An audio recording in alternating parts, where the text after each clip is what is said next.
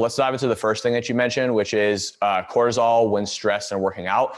So I don't know if I went into this at all in the previous call, but I think it's something I talk about occasionally, but I'd love to deep dive this today as well, especially for you guys. So the whole concept of biologically and psychologically optimizing ourselves to minimize cortisol, but also to be able to handle chronic compounding stress. Because no matter what we do to minimize our cortisol, we're always going to have levels of cortisol. And if you don't have cortisol, well, then you're probably not working hard enough. And I don't say that to make anybody feel that they're not working hard enough. I'm just saying, it reminds me of a quote that my friend said, which I don't totally agree with, which is, if you ain't struggling, you ain't trying, right? And again, there's arguments on both sides of the argument there. I always kind of choose the middle way, which is you should push yourself where you're under a little bit of stress, because that's going to allow you to grow and pursue your full potential and be able to achieve everything that you can and truly have that sense of forward momentum that I believe is one of the biggest keys to human happiness. But at the same time, we also don't want to be pushing so hard that we're burnt out all the time and we never appreciate what we have. I think it's important to do two things every single day, which is reflect on three things you're grateful for, and also to reflect on three areas where we might need to improve. And if, like most people, your mind tends to be biased towards beating yourself up a little more for the negatives than celebrating your accomplishments, then find three things that you're grateful for every single day, either morning, night, or both.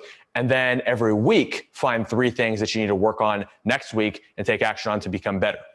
That way you have kind of a 7-to-1 ratio of things you're grateful for versus pieces of personal critical feedback, but you're still getting three things that you need to work on every single week. That way you're able to keep a positive perspective, but also keep moving forward every single week, which will then give you more things to be grateful for because you're going to achieve more. That's my philosophy on that. Find your balance with it. Everybody's a little different. Some people are super hard on themselves, but they love it. Like I have friends who are like that and they absolutely love it. Some people they need to be really gentle with themselves if they get super down and negative, but otherwise they're able to express themselves and achieve a lot. So find what works for you. That's the balance that works for me, is kind of a 7-to-1 ratio. Anyway, so taking it to stress, right?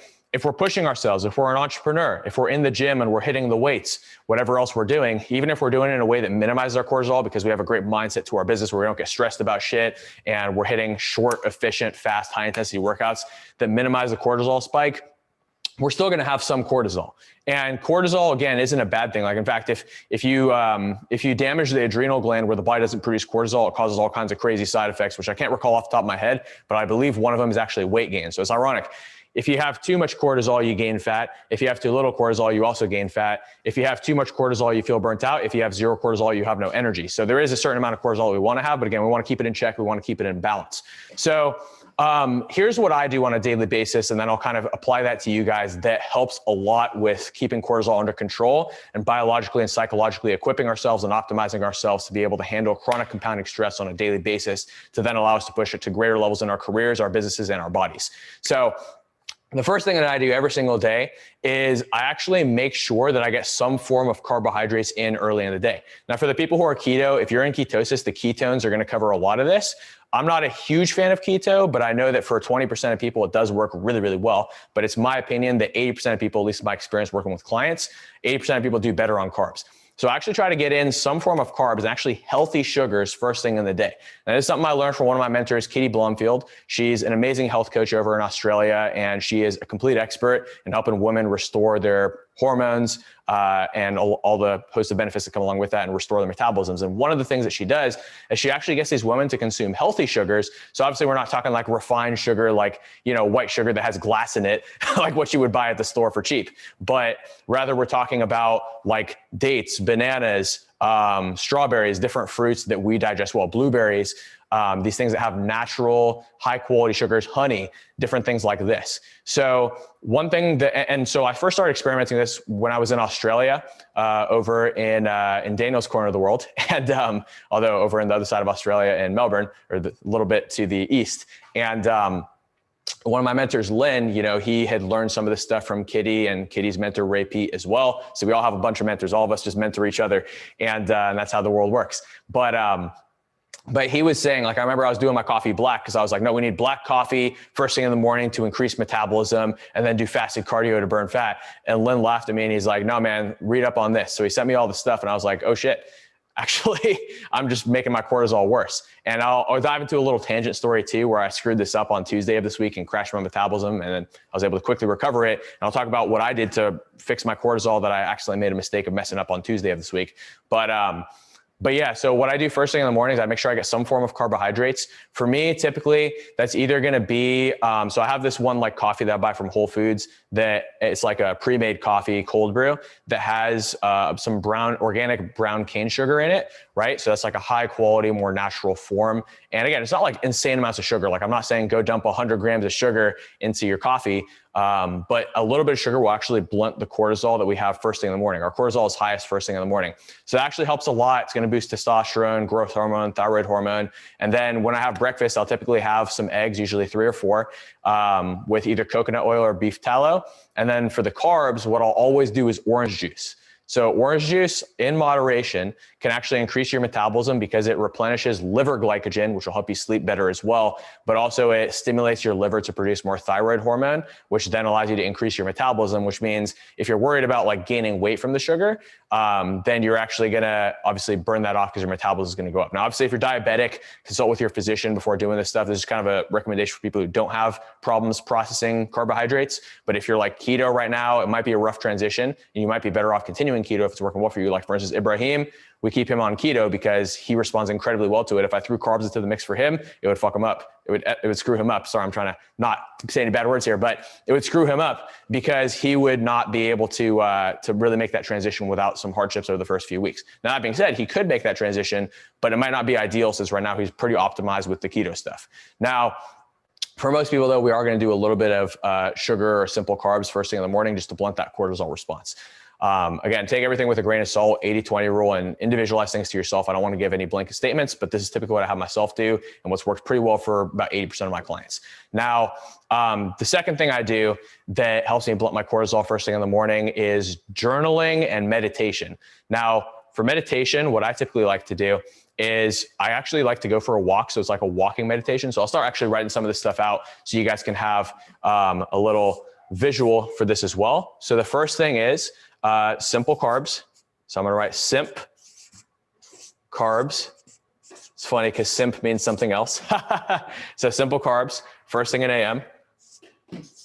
First AM. So that could be, it could be like a banana. It could be blueberries. It could be like honey in your coffee. It could be, organic brown cane sugar in your coffee. It could be orange juice. It could be a combination of those things. I would say if you're like worried about having too much sugar, don't do more than like 30 grams of sugar. For me though, my metabolism is pretty fast most of the time because I've worked for many years to optimize myself to where, I could do up to 60 to 80 grams of carbs, sometimes even 100 grams of carbs in the morning. And it'll simply just increase my metabolism further, increase my mental and physical performance for the day. If you're currently eating a lot less than that though, obviously work up to it over time. And if you have further questions of that individualized to you, just message me on Facebook. I'll post in the group so you guys have my Facebook as well, or on Instagram because Ibrahim posted that earlier.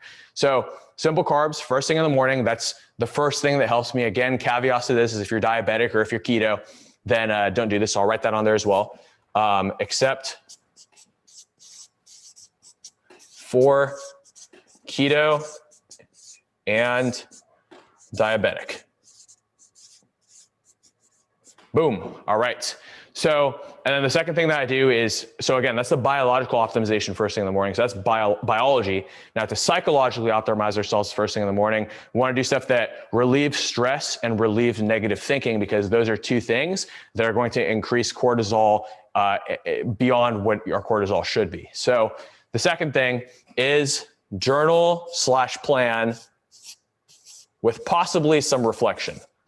I'm just going to write journal and plan, but inside of your journaling, you can reflect. You can use it as catharsis. Again, this is something I learned from my mentor, Lynn. I always like to give credit to all of my mentors whenever I mention anything, because it's not like I came up with the stuff and it's not like they came up with it either. These are universal things that are passed down. I mean, maybe the first person who came up with this was Confucius. I know that Lynn's mentor, Garrett J. White, who I highly recommend you guys check out as well, especially if you're a married businessman, because that's who he's really tailored in his life's work for. Garrett J. White, he's big on journaling and actually something that he calls the stack, which is a form of journaling. You guys can read up further on that if you check out Garrett J. White. Owen actually posted one of Garrett J. White's speeches the other day because it was a great example of range of expression, passion, authenticity, and presence. So it might be a great exercise for you guys as well if you'd like to see a really good example of a great speech that you can model. And actually, after watching that speech, I applied some of what Garrett does to some of my own content videos on YouTube and Facebook, and they were fire. So it was awesome. Anyways, so journal and plan, along with some form of meditation, plus I'm just going to write med We all know what med means, meditation. So again, it could be whatever form of meditation that you like. Like for instance, Owen's girlfriend, Taylor, she likes to use the sacred geometry and really stare into that. And it helps to stimulate her thoughts when she's meditating.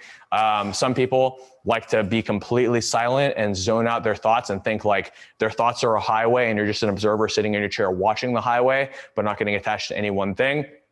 Or just focusing on your breath. That's another form of meditation people like. For me, typically the two forms of meditation I like are either going for what I call a clarity walk or going for a discipline run or a clarity run. Now, a discipline run and a clarity run are the same exact thing. The only difference is whether I feel like it or not. So a discipline run is when I don't feel like it. A clarity run is when I do feel like it. Usually it's a discipline run. Anyways, but seriously though, it is a very useful strategy. And actually, I was doing these clarity runs before I met Ibrahim, but Ibrahim helped me get a little bit more clarity as to why they work really well, which is when you get into forward momentum, it helps a lot. Like when I start off my day with a clarity run or with a discipline run, my momentum is instantly on fire from the very start, which means all the content that I produce, all the videos I do, all the trainings, all the calls, everything I do is enhanced because I've started off the day with that forward momentum. Now, just be careful with the run. Don't go for too long of a run or that can actually screw up your cortisol. And also make sure that you fuel up before the run, because if you do fasted cardio like I did Tuesday, it can actually jack up your cortisol and actually throw off your metabolism and your appetite for the day, which we'll dive into like do's and don'ts. We're going to cover the do's first, then we'll cover the don'ts.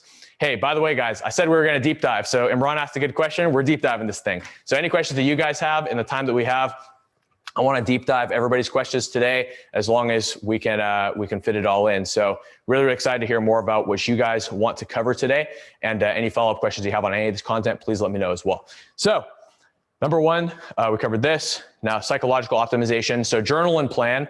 I think it's really beneficial to have a plan. Now, if you're somebody who likes structure and you want to actually put a time that you're completing each of the items on your plan, then definitely do that. If that gives you stress and you prefer to flow through your day, but you have the one thing that you know you need to accomplish today, that one big thing that's going to move the needle forward to you, zone in on that one thing. It's from the book, The One Thing, by the way, if you guys haven't read that. Oh, dude, Josh has got it in his hand right there. That's freaking epic. And then from there, you know, whatever other items you want to complete that day, you can do it. And I know I'm kind of throwing a lot of dense material at you guys potentially right now, but just another really great strategy for planning out your day that I learned from Earl Nightingale's book, Lead the Field, is the night before, write out the top 6 things that need to be completed the next day, almost like a to-do list, and then number them in importance 1 through 6. This is something I learned about 4 years ago that was massively helpful for me. And if I forget to do it the night before, which often happens, you can do it first thing in the day to give you some clarity. That way you don't feel like a chicken with its head running or with his head cut off running around, because you actually have some clarity, a plan, and you've taken the time, you've invested the time on the front end to think about what needs to get done that day for you to be successful by the end of the day. That way, all you need to do is execute, and you can finish the day feeling accomplished, successful, and awesome, versus feeling like you wasted the day at the end of the day, which is a terrible feeling. And I think we've probably all been there.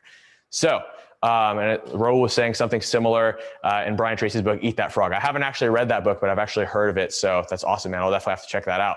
So, cool. So these are the first 2 things I do to minimize my cortisol early in the day. Now, obviously, one caveat is everything I do nutrition-wise is organic, low inflammation foods. That way we're minimizing the cortisol from inflammation as well. Because when we eat non-organic, the accumulation of pesticides, at least for 80% of people, can be highly inflammatory. Pesticides are also estrogenic, but it's a xenoestrogen is what these pesticides are called, which means it's a synthetic estrogen that is actually very destructive to both the male and female body, which means that, it's going to just destroy our testosterone levels, our thyroid hormone levels, our good estrogen levels, which then increases the risk of breast cancer and cervical cancer for women. And for men, it just makes us emotional and feel like crap. So don't eat pesticides, invest in organic food. I think Owen probably talks about that as well, because I always see Owen eating organic. And again, pretty much everybody here, who here already eats organic? Let me just see a show of hands. Semi. Josh is like semi. Okay, cool. For those of you who aren't, I'd recommend trying it for a week just to test it on yourself and see if you feel a difference and if you taste a difference. I was extremely skeptical of organic for the first 8 years that I was into fitness. And it wasn't until just around 1 to 2 years ago. So actually the first 9 to 10 years I was into fitness, I was very skeptical of it. But 1 year ago is when I started eating organic, and it made a massive difference for me. And I never went back, because when you feel what it feels like to be optimized, and then you go back to feeling what it's like to not be optimized, like when you go eat out or you eat something that isn't organic, you're like, all right, I want to be optimized at all times, because if I eat anything that's not optimized, it's just gonna make me feel like crap for like 48 hours. So try it out. Test it out, see if it makes a difference for you. If it doesn't, go back to eating cheap, low quality stuff. But obviously when I frame it that way, it makes you not want to eat cheap, low quality stuff. But just again, a quote that one of my mentors shared with me, one of my mentors, Mo Abbasi, he said, pay the farmer today or pay the pharmacist tomorrow. So it's going to pay off massively as far as your health, as well as your quality of life, mental clarity, everything right now. It's also going to reduce cortisol, taking it back to the original topic. Okay, cool. So the next thing that I do on a daily basis that helps me to counter cortisol, these two things alone are going to really help massively. It's because these are two very easy and sustainable habits. Because obviously if I give you like 20 million things, it'll be hard to apply them. But this is something you can easily fit into your existing morning routine. For instance, if you're already doing coffee, try throwing some honey or some brown sugar into it. See if it makes a difference. See if you feel better. If you don't, maybe that didn't actually help with your cortisol, but for a lot of people it does. And then same thing with journaling, planning, and meditation, or going for a clarity walk, a clarity run, a discipline run, whatever it is. Try it out, see what works for you. If it works for you, great, keep it. If it doesn't, or you struggle to stick to it, then obviously don't. For me, I struggle to stick to a discipline run 7 days a week, but I like doing it Monday through Wednesday. And that's ultimately my commitment to myself is Monday through Wednesday, I'm gonna go for a discipline run. Thursday, I'm committed to sleeping in so I can like reward myself for working my ass off Monday through Wednesday.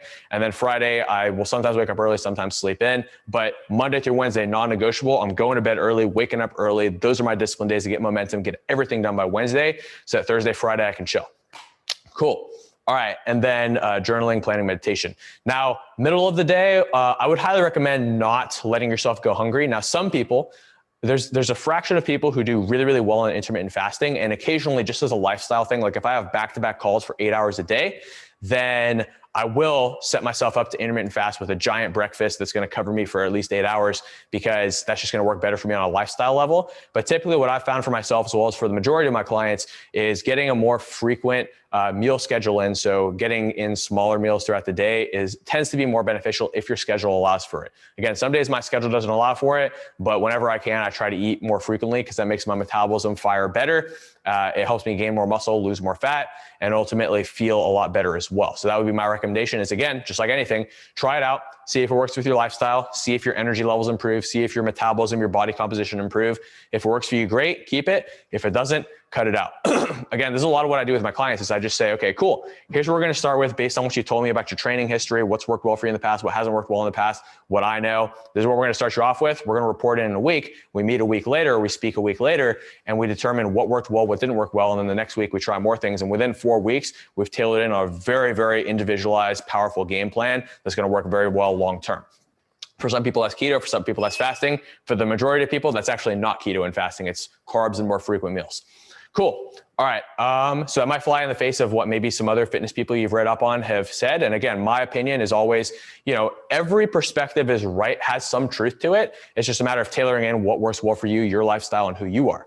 Now, let's see what else. So again, I would typically recommend getting in high quality meals throughout the day, get your protein intake in. It's going to help with just muscle gain in general and fat loss.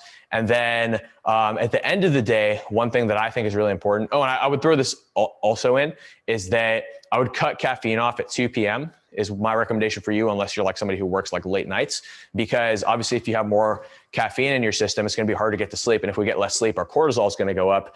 But also, caffeine intrinsically does increase cortisol a little bit. So that is something that we want to be careful of. Now, there's studies that show that caffeine can actually lower cortisol, but more studies show that it raises cortisol than not. Again, I'm a big fan of caffeine.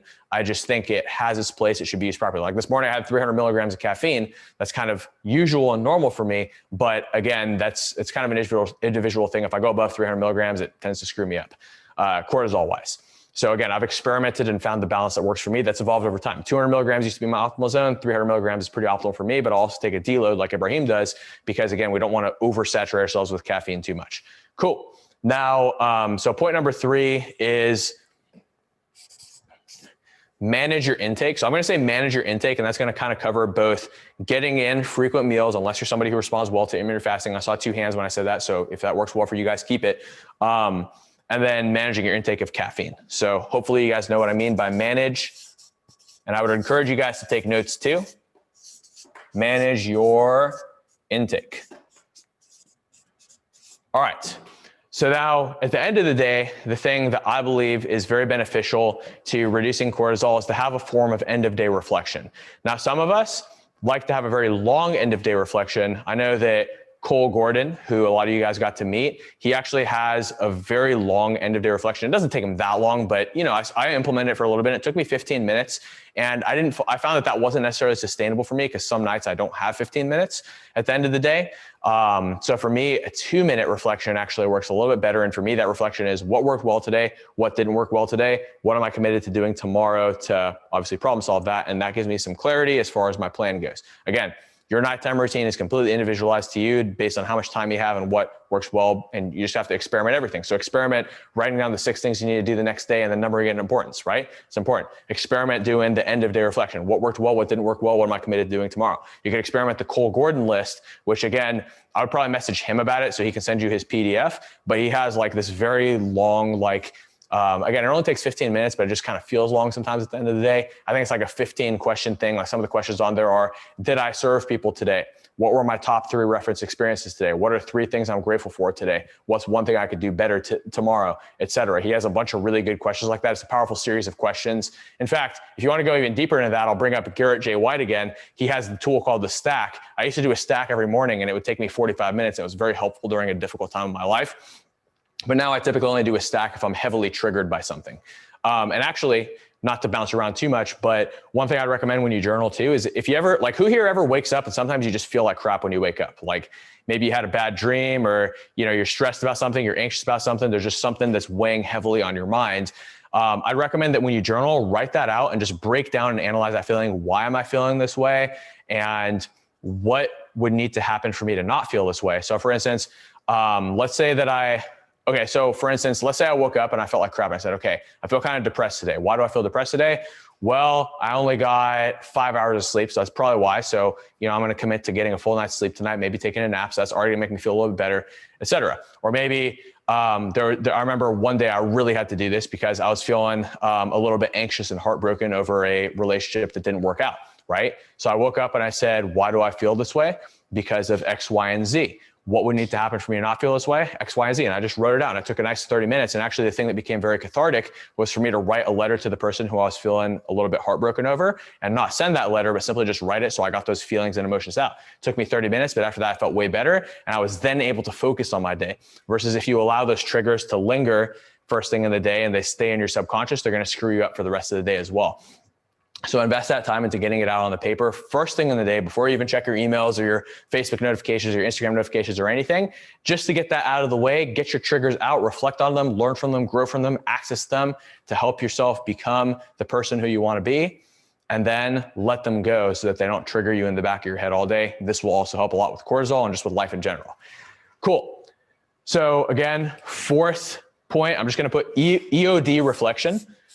So again, everything that you do biologically, psychologically needs to be optimized to you and what is optimal to you. There's no way to theorize. You can speculate about what is optimal for you and then test it, but there's no way to theorize and know what is best for you without testing it out. So I'd encourage you to try out all of these things. Try the long end of day reflection, try the Garrett J. White stack tool, which takes 45 minutes. If that's sustainable for you, it's very powerful. If it's not sustainable for you in the end of the day, then probably cut it out because then you won't get the benefits if you don't do it consistently.